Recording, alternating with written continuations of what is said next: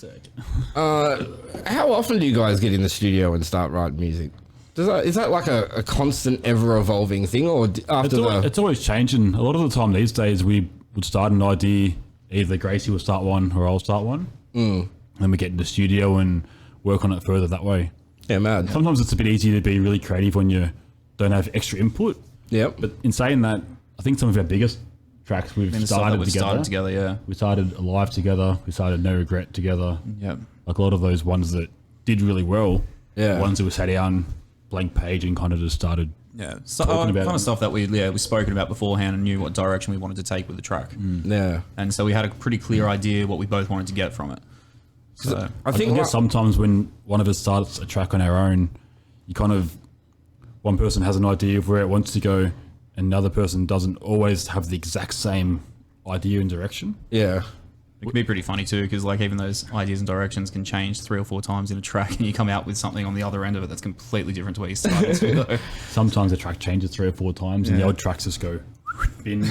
Yeah, you got to do that. So many unfinished ideas, but if I actually knew how to produce, which I don't at all, I don't think I'd actually ever finish a track. yeah. Yeah.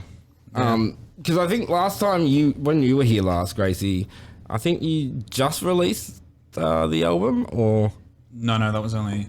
If it was a year ago, then that could be correct. But it was, 2 2 years ago. Yeah, no, we released the album last what was it, March? May 20th or June 20th. oh really? Yeah, it was just like before we went overseas. Yeah, it was last year. Yep. It's been out for just over a year. Maybe I just played your track heaps on the show in between then and there. Yeah, maybe. Which track we're talking about? Awesome. Because that was what's an awesome one of the first ones? That was released 2 years ago. Yeah, it was. Yeah, okay. So maybe I'm thinking But not the we album. re-released it on the album. That was our first track that we had on Dirty Works when we went over there at the start of September. Yeah. Just before DEF CON, I think it was, that year. And then the next June, we put it on the album because it did so well. Yeah, right. That makes more sense then. Yep. Yeah, okay. So you're not so crazy after all. Yeah, I was like, wow, Caleb, you really dug yourself into a hole there. I think it's pretty common for artists to put some of their older, bigger tracks on a new album. Right.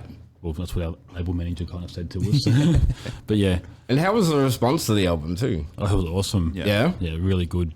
Really Even happy with it. even still looking at our Spotify, listeners and stuff like that, seeing where they're from, how many we're getting, it's still really, really good. Yeah, pretty crazy to think that like we're over here in Australia and we write this music here, and then it gets posted up and released, and then you see all these people from different countries from all over the world, from like even like really small places that you wouldn't even think of that your music's actually reaching out to. Like Uganda or something like that. Mexico and places that you think, they have a hard style scene. Cool. Yeah.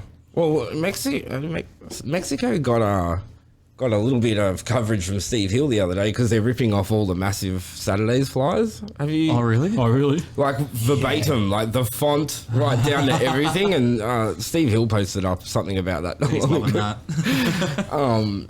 Yeah, that actually was pretty funny. They all it's just exactly the same. Yeah. Hello there, and thanks for watching another clip from Unhinged TV. Subscribe to the channel to be notified when we go live or when we upload new content. See you soon.